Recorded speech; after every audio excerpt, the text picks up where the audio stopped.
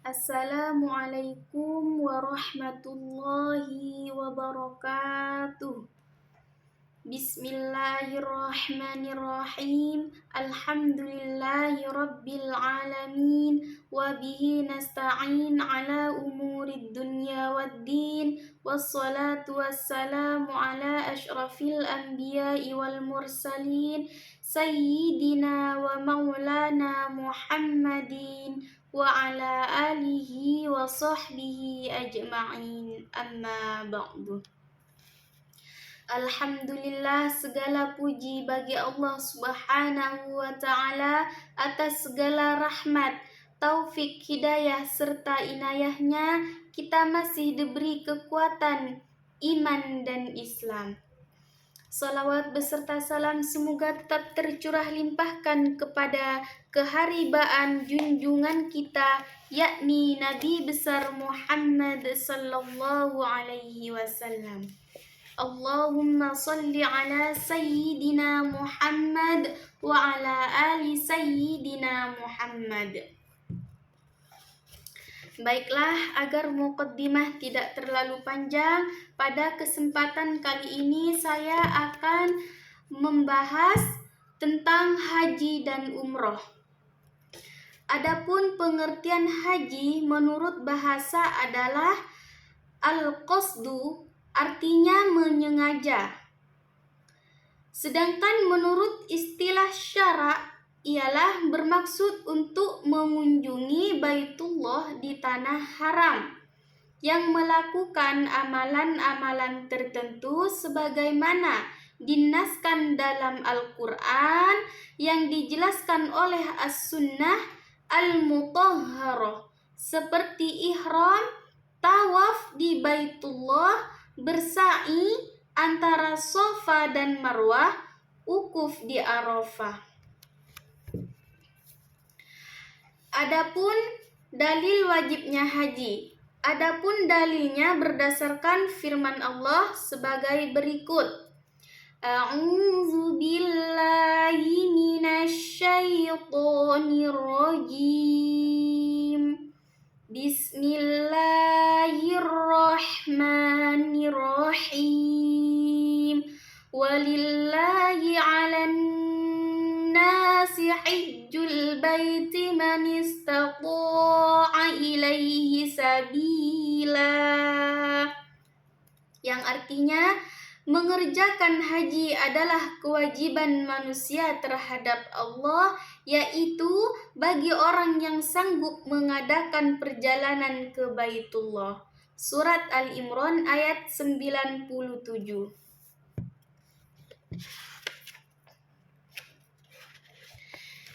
Ibadah haji wajib dikerjakan dengan segera bagi orang yang sudah memenuhi syaratnya.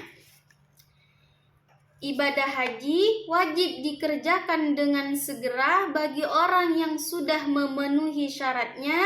Jika seseorang telah memenuhi syaratnya dan tidak segera menunaikan ibadah haji, maka ia berdosa karena melalaikannya.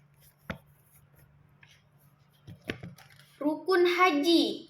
Rukun haji adalah sebagai berikut. Yang pertama, rukun haji adalah ihram, yaitu salah satu rukun haji artinya berniat untuk mulai mengerjakan ibadah haji dengan memakai kain putih yang tidak dijahit. Ibadah ini dimulai setelah sampai di miqat atau batas-batas yang telah ditetapkan. Adapun larangan bagi yang ihram sebagai berikut. Ini adalah larangan-larangan bagi yang ihram. Berjima, yang pertama berjima yaitu hubungan suami istri. Merupakan larangan ketika dalam keadaan ihram, baik berbentuk muqaddimah seperti qublah, lamas, atau memegang dengan syahwat. Yang kedua, keluar dari ketaatan dari Allah Subhanahu wa Ta'ala. Yang ketiga, Jidal, dilarang bermusuhan sesama terutama dalam urusan dunia. Yang keempat, memakai pakaian yang berjahit. Yang kelima, memakai wangi-wangian seperti maks, anbar atau merek apapun. Yang keenam, memotong rambut. Yang ketujuh, menutup kepala bagi kaum laki-laki. Yang terakhir, menutup wajah, maka bagi perempuan tidaklah menutup wajahnya kecuali dalam keadaan darurat. Adapun miqat ini dibagi menjadi dua, yaitu miqat zamani dan miqat makani. Apa yang disebut dengan miqat zamani? Yakni batas yang telah ditentukan berdasarkan waktu mulai bulan Syawal sampai terbit fajar tanggal 10 Zulhijjah. Yang kedua, miqat makani, yakni batas yang telah ditetapkan berdasarkan tempat. Miqat makani dibagi ke dalam beberapa tempat, yaitu sebagai berikut. Yang pertama, bagi orang yang bermukim di Mekah, niat ihram dihitung sejak keluar dari Mekah. Yang kedua, bagi orang yang berasal dari Madinah dan sekitarnya, niat ihram dimulai sejak mereka sampai di Zulhulaifah, Abyar, Ali, Bir Ali. Yang ketiga, bagi orang dari Syam, Mesir dan arah barat, memulai ihram mereka ketika sampai di Jufah. Yang keempat, bagi orang yang datang dari Najd dan Hijaz, ihram dimulai setelah mereka sampai di Bukit Qarnul Manazil. Yang kelima, bagi orang dari Yaman, India, Indonesia, dan negara yang searah, memulai ihram setelah mereka berada di Yalamlam. Yang keenam, bagi orang yang datang dari arah Irak dan yang searah dengannya, ihram dimulai dari Zatu Irqin. Tadi rukunnya. Sekarang yang kedua, wukuf di Arafah. Yang kedua, wukuf di Arafah. Wukuf di Arafah adalah berhenti di padang Arafah sejak tergelintirnya matahari tanggal 9 Zulhijjah sampai terbit fajar pada tanggal 10 Zulhijjah. Ini merupakan pendapat jumhur fuqaha. Tempat wukuf. Ulama sepakat bahwa tempat wukuf yaitu Arafah secara umum, maka barang siapa yang berada di Arafah pada hari wukuf, maka haji atau wukufnya dihukumi sah. Yang ketiga, tawaf. Tawaf ifadah. Tawaf ifadah adalah mengelilingi Ka'bah sebanyak 7 kali. Tawaf dapat dikelompokkan menjadi 4 bagian, yaitu tawaf qudum, tawaf ziarah atau ifadah, tawaf wada, dan tawaf sunnah. Ini adalah 4 bagian dari tawaf. Adapun syarat tawaf adalah suci dari hadas dan najis baik badan maupun pakaian. Yang kedua, menutup aurat. Yang ketiga, Ka'bah berada di sebelah kiri orang yang mengelilinginya. Yang keempat, memulai tawaf dari arah Hajar Aswad atau batu hitam yang terletak di salah satu pojok di luar Ka'bah. Pembagian tawaf dapat dibagi menjadi 5 bagian. Yang pertama, tawaf kudum adalah tawaf yang dilakukan ketika baru sampai di Mekah. Yang kedua adalah tawaf ifadah adalah tawaf yang menjadi rukun haji. Yang ketiga, tawaf sunnah, tawaf yang dilakukan semata-mata mencari ridho Allah Subhanahu wa Ta'ala. Dan yang keempat, tawaf wada adalah tawaf yang dilakukan sebelum meninggalkan kota Mekah. Yang keempat, sa'i. Sa'i adalah lari-lari kecil atau jalan cepat antara Bukit Safa dan Bukit Marwah. Sebagaimana yang terdapat dalam Al-Quran surat Al-Baqarah ayat 158 yang berbunyi, A'udzu billahi minasyaitonir rajim. Bismillahirrahmanirrahim. Innas safa wal marwata min sya'airillah. Faman hajjal bait aw i'tamara fala junaha alaihi ay yattawafa bihima. Wa man tatawwa'a khairan fa innallaha syakirun alim. Sesungguhnya Syafa dan Marwah adalah sebagian dari syiar Allah. Maka barang siapa yang beribadah haji ke Baitullah atau berumroh, maka tidak ada dosa baginya mengerjakan sa'i antara keduanya. Dan barang siapa yang mengerjakan suatu kebajikan dengan kerelaan hati, maka sesungguhnya Allah Maha mensyukuri kebaikan lagi Maha mengetahuinya. Adapun syarat-syarat sah sa'i sebagai berikut. Adapun syarat-syarat sahnya sa'i sebagai berikut. Yang pertama, melakukan sa'i setelah tawaf yang sah. Apabila dilakukan sa'i dulu baru melakukan tawaf, maka sa'inya tidaklah sah. Harus mengulangi sa'inya lagi. Yang kedua, dimulai dari Bukit Safa dan Marwah,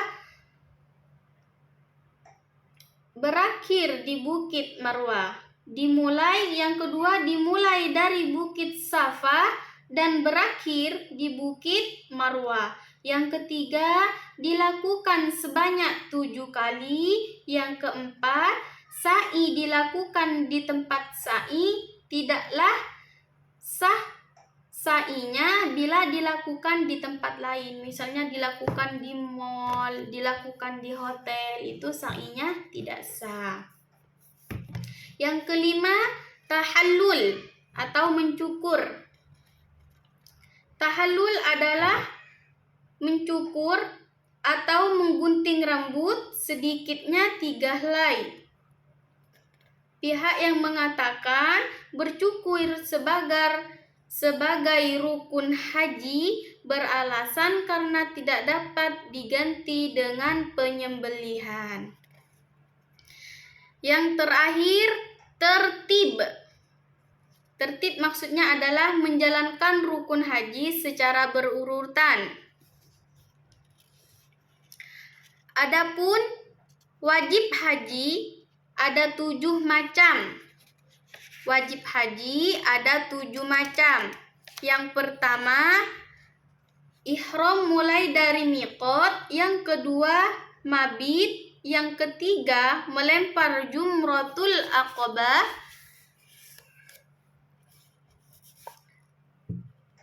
Yang keempat, melempar 3 jumroh, yakni jumroh al-ula, jumroh wusta, dan jumroh aqabah. Melempar jumroh dilakukan setiap hari pada tanggal 11, 12, dan 13 bulan Zulhijjah dan waktunya setelah tergelincirnya matahari. Masing-masing jumroh dilempar sebanyak 7 dengan batu kecil atau kerikil.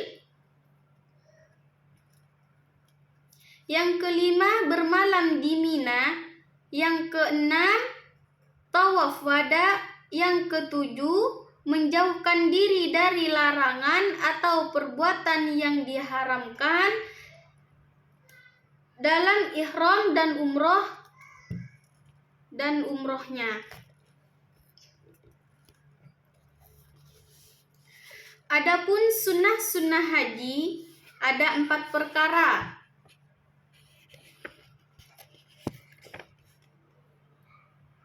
Yang pertama, cara mengerjakan haji dan umroh. Terdapat 3 macam sunnah mengerjakan haji dan umroh, yaitu sebagai berikut.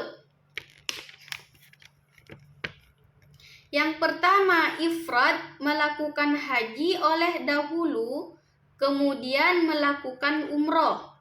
Yang kedua, tamattu, mendahulukan umroh, kemudian haji. Yang ketiga, qiran, ibadah haji dan umroh dilakukan secara bersama-sama.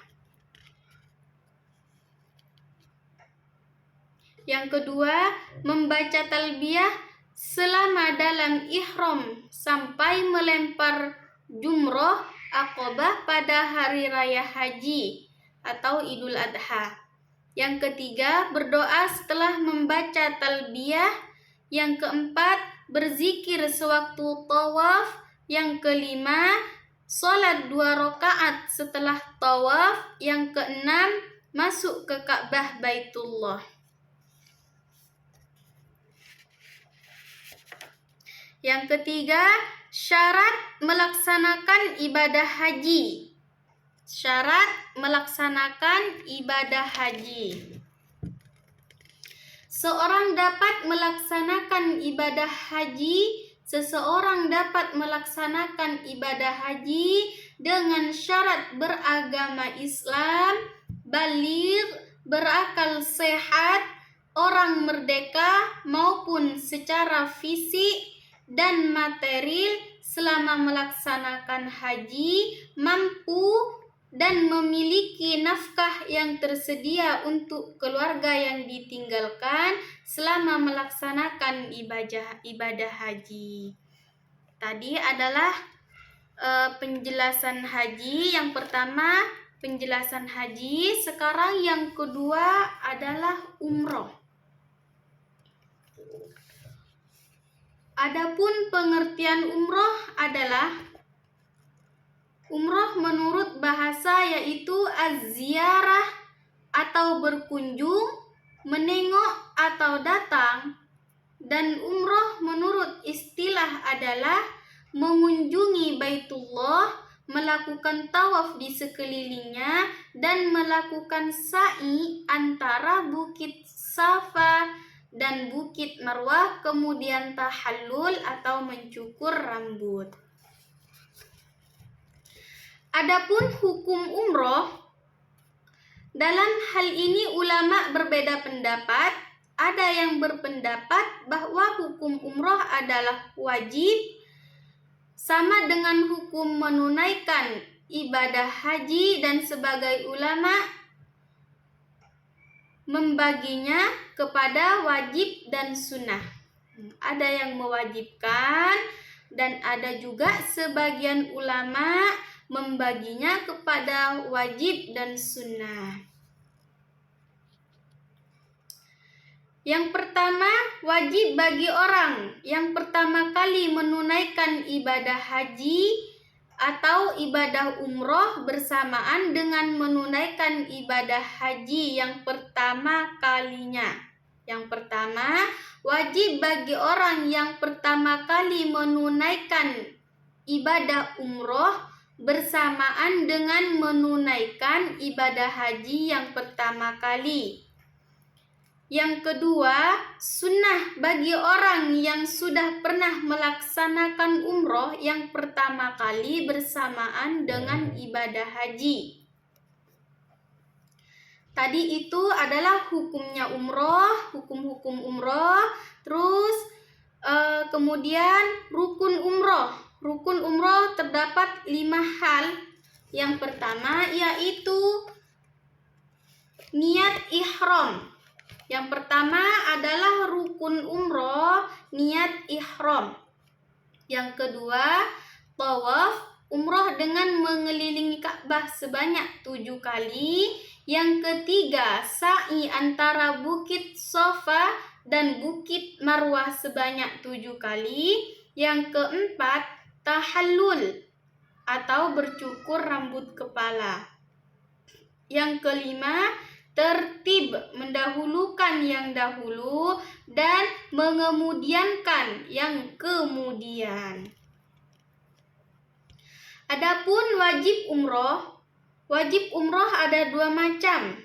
Yang pertama, ihram dimulai dari miqat, hanya miqat Makani saja ya, bukan miqat yang lain-lain. Yang kedua, tawaf wada. Adapun syarat-syarat umroh, yang pertama, Islam. Bagi non-muslim tidaklah diwajibkan baginya untuk umroh. Yang kedua, baligh atau dewasa. Yang ketiga, berakal sehat, bukan orang gila atau orang mabuk. Yang keempat, merdeka, bukan hamba sahaya. Yang kelima, istita'ah, mampu melakukan perjalanan umroh baik secara fisik ataupun secara finansial.